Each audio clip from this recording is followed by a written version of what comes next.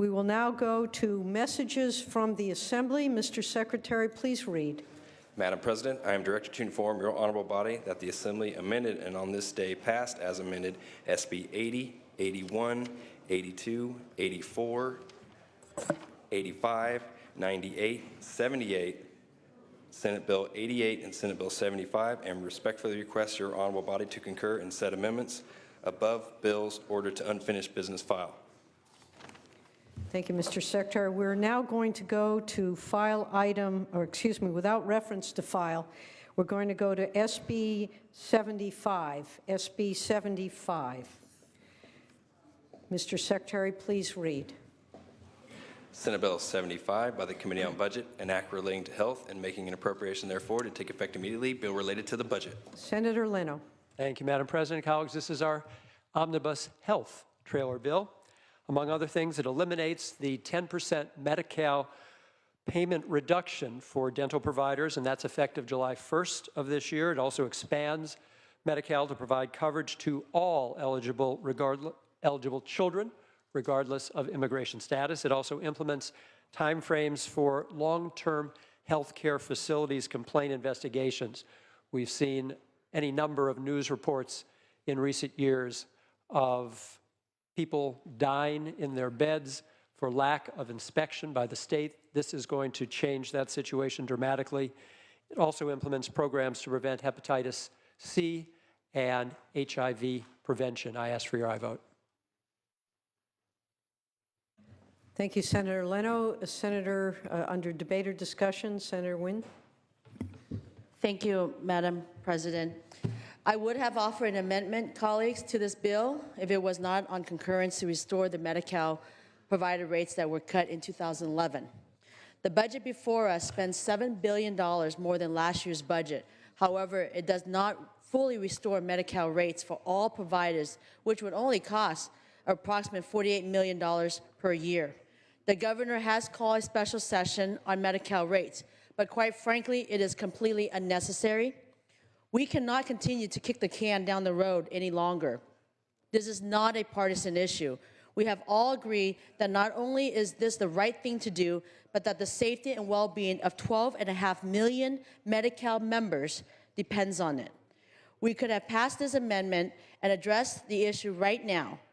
This budget has more than enough money in it to reserve the 10% provided cuts of 2011.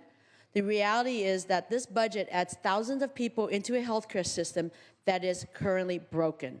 This may make us feel good and make great headlines, but those added will join the 12.5 million Californians that are already struggling for access to Medicare. Let's face it, there are not enough providers in our system today to take care of our current members, yet alone enough providers to take care of the new members who will sadly have an insurance card that provides them with no real access to care. Just in my county, in Orange County, our Medi-Cal provider, CalOptima, only has 1,627 primary care physicians and 5,833 specialist doctors to serve roughly 740,000 members. This means that in Orange County, there's approximately one primary care physician for every 450 patients. We cannot realistically expect one physician to be responsible for so many patients. This ratio is crucial because it impacts access to medical appointments, which in some cases may be delayed for weeks or months because the doctor simply does not have enough time to care for these patients. Under these circumstances, patients may be forced to go to the emergency room in order to be seen in a timely manner.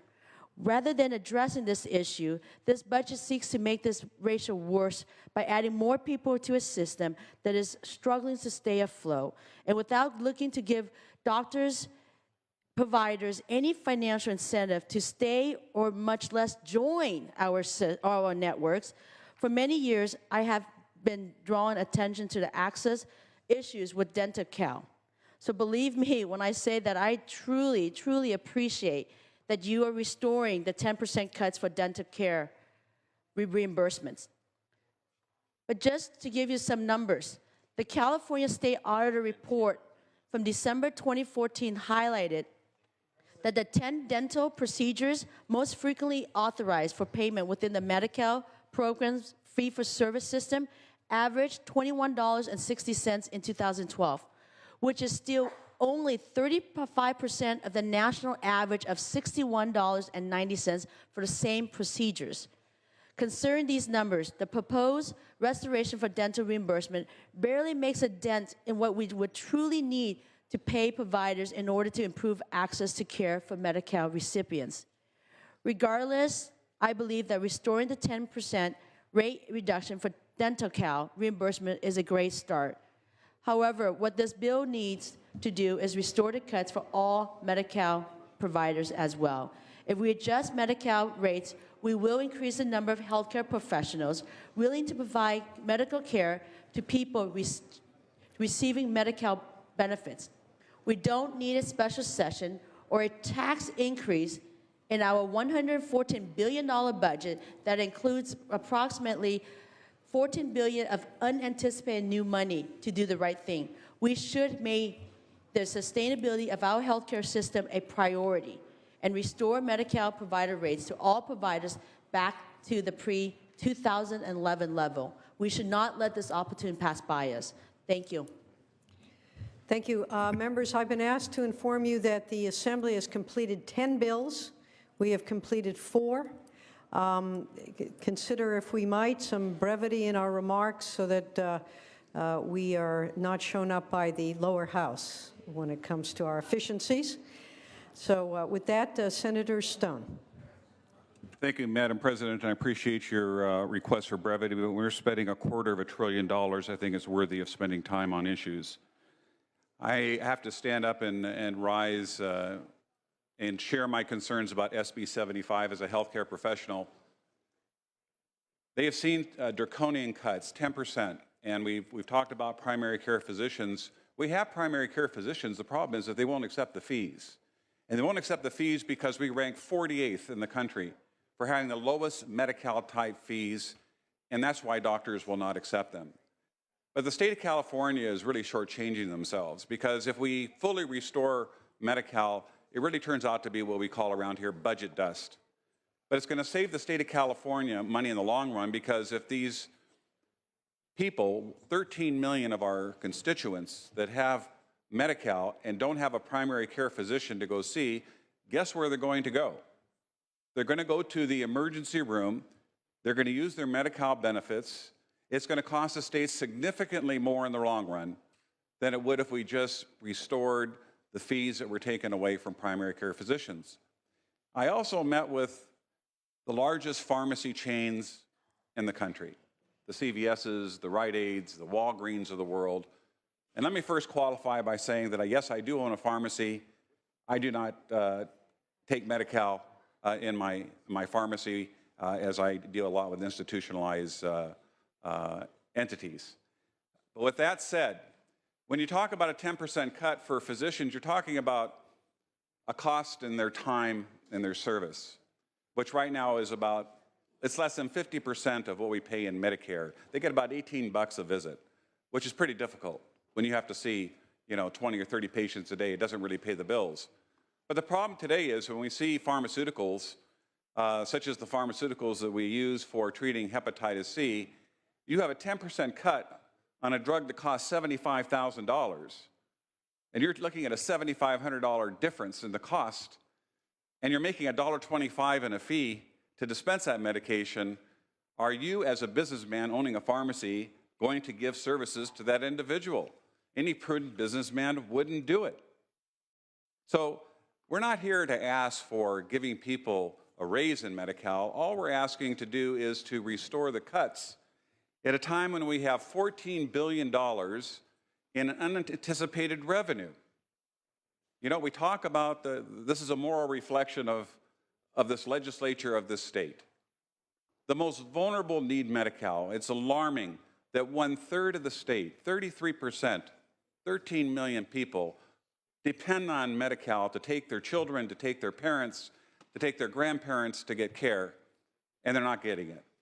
A very simple change in just restoring, not only just for dental services for children, but let's restore services for the most vulnerable, needy people of this state. With budget dust, I can't believe that a governor would veto a bill that restores these services at such a small cost in comparison to our overall budget. I would requestfully ask that we accept some type of an amendment to restore the full cost of the cuts that have been taken away from the medical profession and allow them to do the great job that they do in caring for our wonderful citizens. Senator Hernandez. Thank you, Madam President, members. You know, I can remember back in the mid-'80s when we started seeing Medi-Cal patients, and there was a budget crisis at the time, and I'm trying to remember which governor it was, but I remember before the budget crisis, before we went into an impasse, and I knew nothing about the legislative process, I used to get a check from the state of California for seeing the patients. And keep in mind, that check at the time was paying 30 cents on the dollar for the Medi-Cal patients. Then I started receiving these funny little things called a voucher. And I went to the bank and I says, what does this mean? Well, the state doesn't have any money and they're not going to pay you. I had rent, I had overhead, etc. So I understand the importance of getting reimbursed, but more importantly, I understand how poorly we've been reimbursed. And keep in mind, Medi-Cal reimbursement rates have not kept up with inflation for decades. Now, let's fast forward when we had the worst economic recession that this state has ever seen. And it was my fiduciary responsibility to make sure we have a budget, we voted on it, and I reluctantly, let me say that again, reluctantly voted for a 10% cut because I felt that it was my responsibility as a senator, or actually I was in the assembly at the time, to make those cuts. And I can remember calling my wife and telling her we just cut ourselves 10% on our reimbursement, that we were getting 30 cents on the dollar, and she asked me why I did that. I said, well, I had to do it. So the point that I'm saying is we all agree here, bipartisan, Democrat and Republican, that reimbursement rates need to be addressed. But I will tell you, I am a provider that takes Medi-Cal, and they have not been addressed for decades. But what I will say right now, of not only the time since I've seen patients, been in the legislature, there has never been an instance where a governor has called a special session to deal with this issue. Now, I agree we're not happy right now, and I'm still not happy, but I will tell you, I am optimistic that we are going to have the ability to have that discussion. And there's two issues that we need to deal with in the special session. And all of us know it's the MCO tax, because if we don't deal with the MCO tax, that's over $1 billion less money that's going to go into those patients and to see those patients. And we have to figure out a mechanism of how we're going to increase, not only restore the 10%, but increase that amount so that we can get more providers to see the most vulnerable population that we have in the state of California. So I am going to support this because I know that we are now going to go into special session, and I'm going to challenge everyone in this room to make sure that we can look at ways to generate additional revenue to make sure that this happens. So I stand in support of the bill, but I must say, I have been disappointed in the past, and I am optimistic that we are going to at least have the opportunity to address the Medi-Cal reimbursement rates that are long overdue. Thank you, members. Senator Pan. Thank you, Madam President, members. As a pediatrician, I've spent my entire career taking care of children who have been on Medicaid here in California, of course, Medi-Cal, and certainly have struggled with the low payment rates here in California. I've practiced before in Massachusetts. They did much better. And also, though, in addition to trying to figure out how do we balance the books given the low Medi-Cal rates and some of the bureaucratic overhead that's sometimes associated with the Medi-Cal program that I know many of us have tried to address as well. I've also struggled to figure out how do we take care of children who don't have any coverage at all. Children who have shown up in the emergency room, and you look at them and you say, that could have been prevented. That could have been prevented if they had health care coverage and they could have been seen. And in fact, when here in Sacramento, I worked to put together a nonprofit to get children health care coverage. All children, regardless of their documentation status. Because also, I knew that those children, when they got sick, they would show up. Their parents probably couldn't afford the emergency room care. They didn't tend to show up in the offices because they didn't have coverage. So by the time they got really sick and they show up in the emergency room. And then that cost even, you could try to chase down the parents, but they didn't have the money. So, that got spread out to all of us. Anyway, that actually raised the cost of all our insurance, whether private or whatever else. It increased the costs for the hospital and the emergency room. And so while certainly I'm disappointed that we're not able to address the Medi-Cal payment in this budget,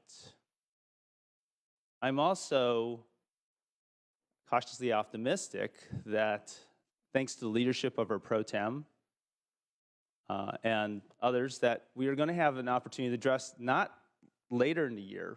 The special session has been called, and that we are going to have the opportunity to try to tackle that. And so I hear bipartisan support for trying to address the issue. I certainly hope we get there and that we can make this happen.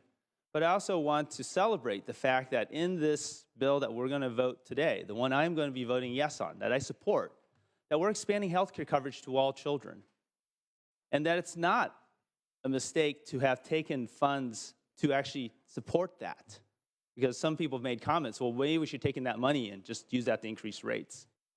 I think when we talk about priorities, as much as I want, and I think we do need to raise rates because we need to improve access and so forth, that is also a priority I've worked throughout my career, and I appreciate the fact that it is in this budget and in this trailer bill. And so I'm going to urge everyone to vote yes, because I think, again, that helps move us forward, and that's going to help improve the quality care and health of our entire community collectively. And so I urge an aye vote. Thank you. Senator Anderson. Senators, I love Seinfeld.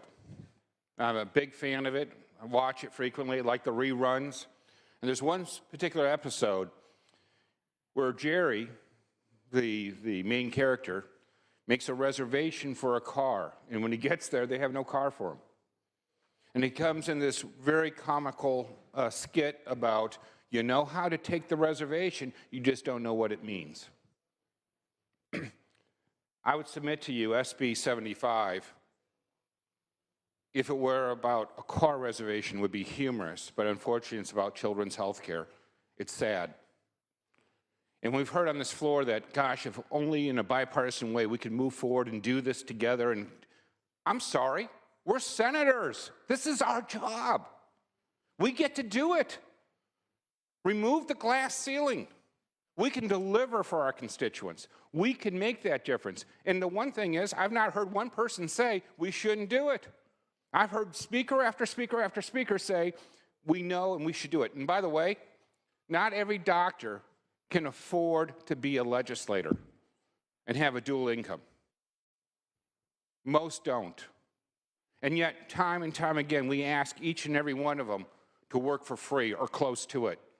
And yet, we're increasing the volume of patients by including another category as being covered. And you can argue whether that's right or wrong, but it doesn't help the problem.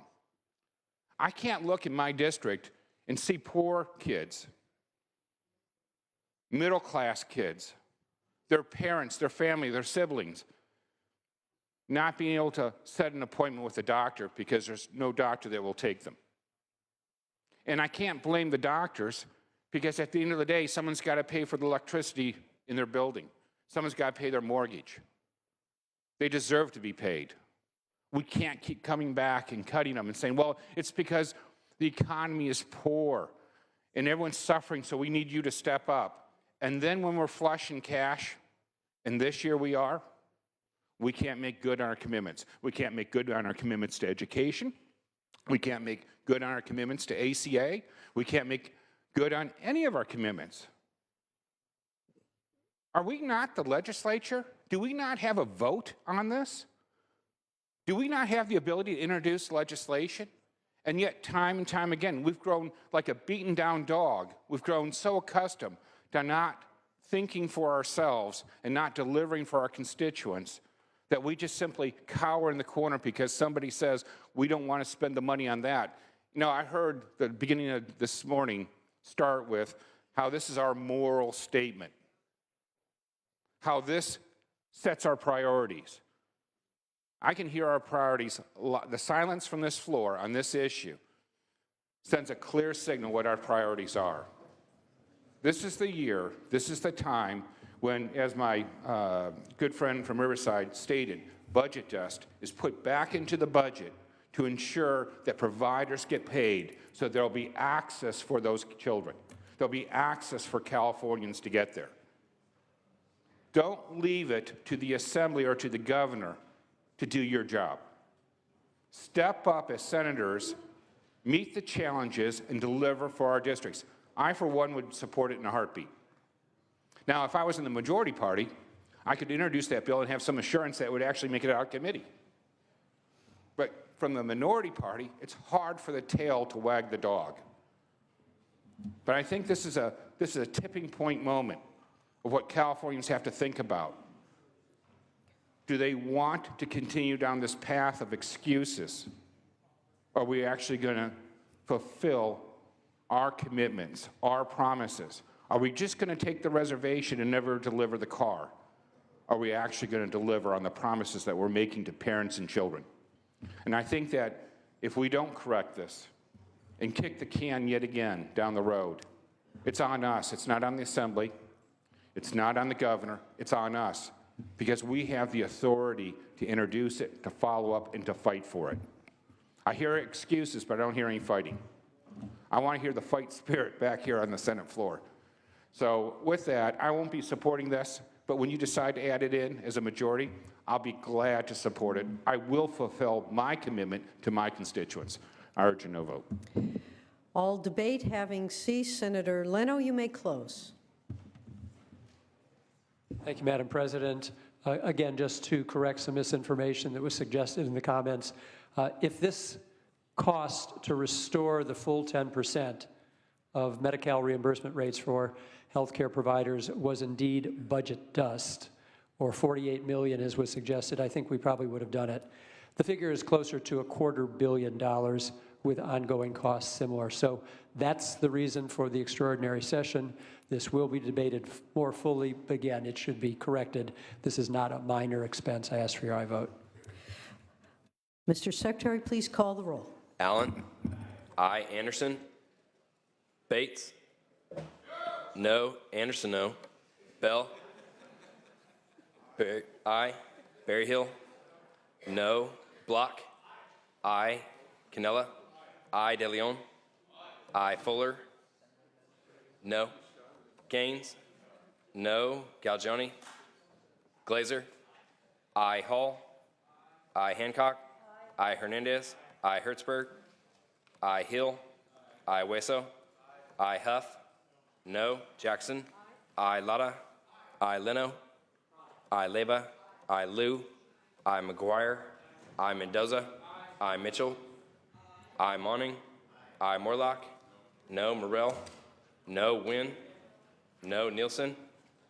No. Pan? Aye. Pavley? Aye. Roth? Aye. Runner? No. Stone? No. Vidak? Aye. Wachowski? Aye. Wolk? Wolk, aye. Anderson, we have as no. Please call the absent members. Galgioni? Aye. Ayes 28, noes 12. Assembly amendments are concurred in.